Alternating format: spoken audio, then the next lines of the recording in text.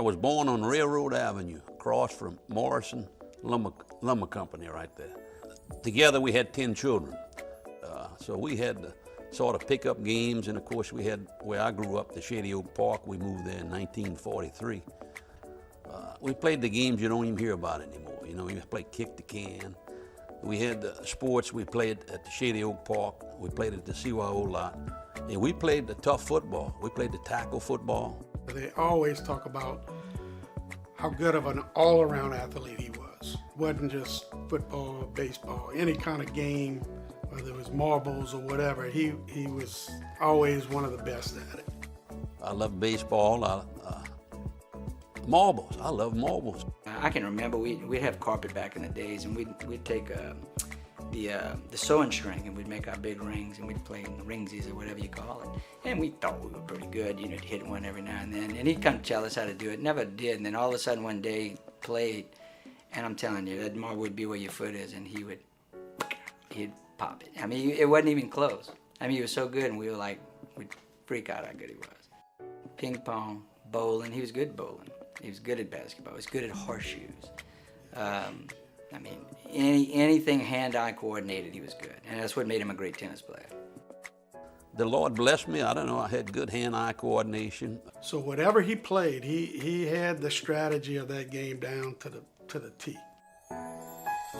Buddy was a great guy. Buddy was a legend. Started coaching in San Francisco in 1950. I was on the first team there.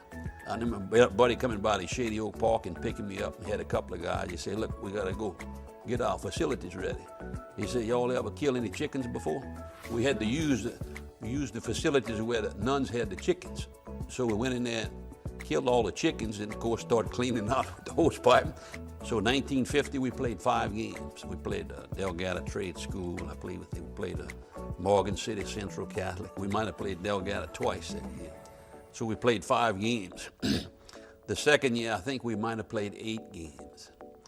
And of course, the third year was my senior year. We were 10-0-1. Strong point about Buddy, he made it fun. No matter what sport he was in, you had to have fun. Fun has got to be part of the game, and Buddy was great at that.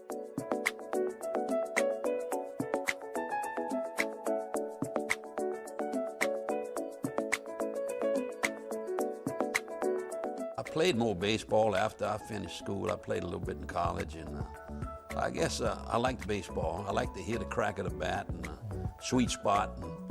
He did letter in baseball his freshman year at Northwestern. And then he got a little homesick, they said, and he came back, and he went to LSU the next year, and he actually lettered in baseball at LSU. It was his first at bat at LSU as an LSU baseball player, and he had just recently lost his dad. He remembers vividly when he was getting ready to bat, he was just thinking about his dad while he was batting, and I guess, you know, in the batter's box. And lo and behold, he hits a home run.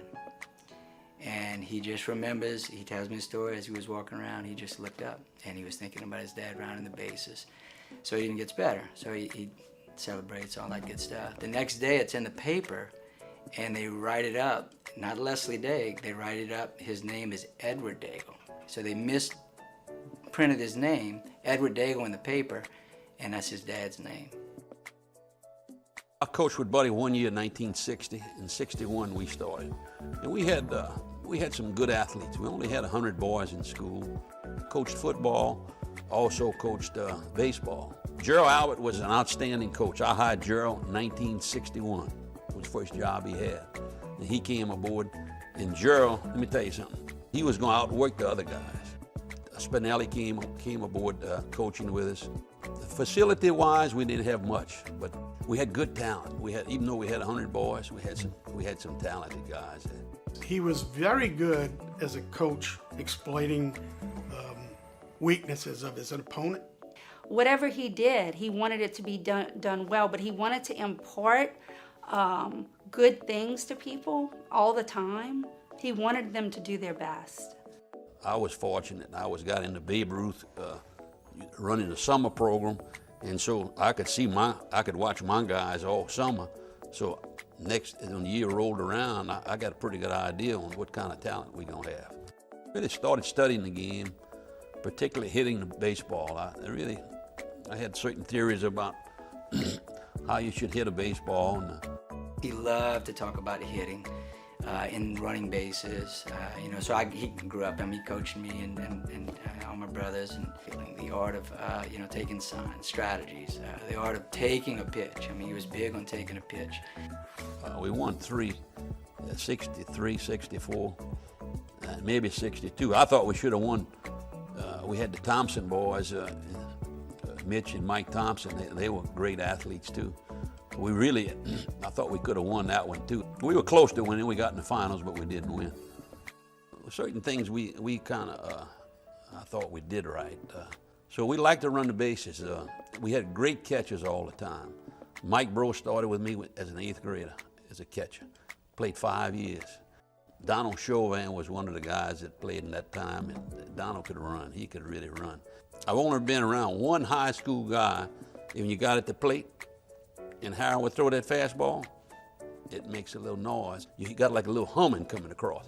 I could mention so many. The Falk boys were outstanding. Gary LeBlanc had a swing that you don't teach. You either got it or you don't have it. Beautiful swing, and he was a fine pitcher. Teddy was an outstanding athlete. Of course, his brother Leonard was good too. Well, coach is as good as the athlete, He was a God-fearing man, and that came across with every single thing that he did all of his life. And I can absolutely see him a wonderful, fun coach, because I think the same passion and drive that he has in the field of physical therapy, I know he has as a coach. He didn't share much of his coaching days or his playing days. Dad was a man of action more than a man of speech. We had 100 boys. We had 3 coaches. 3 coaches and 4 brothers of the Sacred Heart. And the 4 brothers we had, I still have a special place in my heart for the brothers of the Sacred Heart. I got interested in athletic injuries early on, and I figured, if you don't go now, I don't know if I'm gonna ever go back. So I had just got married, and I married Ann, which was a big blessing, no doubt about it. And she had 3 kids. So we started applying different schools, and we got accepted to Duke University. Dad getting to Duke, to me, was by God's providence. My mom was one who encouraged everyone to chase their dreams. She was very much that way.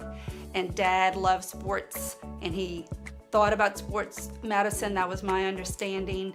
And for him to get into Duke was like a huge thing. So he did everything, but that also included taking care of athletes. So when athletes sprained an ankle or hurt their knee, didn't have a whole lot of the sports medicine that we have today. He was it as well. So I think that was the interest that kind of sparked that. Had an instant family with 3 kids, so he was looking to take care of his family, number one. But number 2, he always had an interest in physical therapy, even when he was in college. It was something new coming out. I see the similarities between the coaching and the field of physical therapy. So even back then, I'll hear some stories about coaching, of how he was as a coach. Very passionate, wanted the best for them back then, but the similarities of that in the field of physical therapy are quite the same. I came back and started practicing physical therapy in '68. So people will still talk to me about seeing Dad in his clinic, in his first clinic. Well, we grew up in Belmead, I don't know, right by Nichols, kind of. When we were young growing up in the neighborhood, he was like the neighborhood coach we talked about. He would have games for us. The neighborhood couldn't wait to get home from school to, either go play stickball or go play cracker bounce or go play run through the middle or, baseball, basketball, whatever it was. Once Daddy came to Thibodaux as a physical therapist, he was all in. He had 3 boys that were already there. And then part of his physical therapy practice was taking care of athletes. So he was an instant part of E.D. White and was just all in. So Mom and Dad had good friends. We had neighbors that they were good friends with, but it was a simpler life. And like I said, his vacation usually was Manresa. And then he started on a second vacation, and he loved North Carolina, I guess because of his time at Duke. And I think the big thing is seeing the graduates, seeing the ball players later on in life, and still able to talk about the old days and how much fun we had, and of course following them and seeing the success that they had, you know. He was a big tennis player, and he played competitive tennis till he was 75 years old. He was actually ranked in the top 5 in the U.S. southern region, so it's a bunch of states. He would go out and play tournaments. He taught me to love nature. I love to be outside today, and I'm pretty sure it's because of Dad. Birds, flowers, trees, gardening. I mean, some of them are picking citrus every year. Well, he loves bird watching. So the migratory birds, we had a camping ground down for the longest time.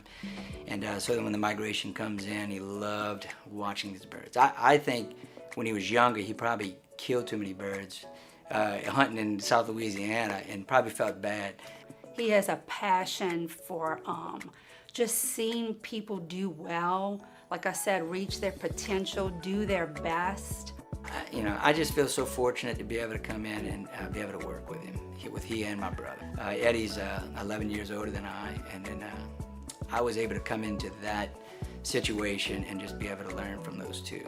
Till recently, I didn't know he won, 3 or 4 state championships. So he never really talked about his coaching days that much. He would have been awesome to play for, to have fun and yet still give 100%.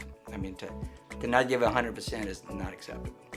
And still to this day, he still comes to the office, and the dementia is kicking him pretty good. But the one thing he still holds on to is his compassion and being passionate about treating others, and the ability to touch. He wants to get his hands on people. So when he comes to the door, he wants to go to the first person and still work on people. So I'll let him work on a couple of people that know him, and he gets their hands on it, and his hands still know what they're doing. Physically, mentally, you've done your best. It's probably easy to smile whether you win or lose.